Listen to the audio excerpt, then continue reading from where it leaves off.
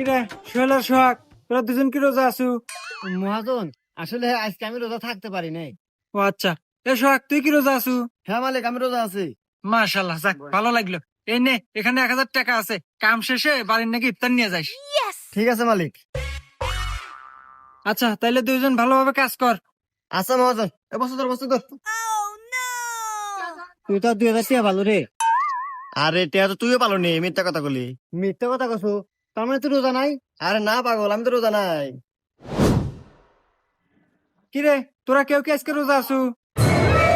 কি রে মালিক, আজকেও আছে? আজকে আমি ভুল হরমু না, আজকে আমি মিথ্যাটা কমু, দেখতেছি টিয়া আজকে হাতে আছে।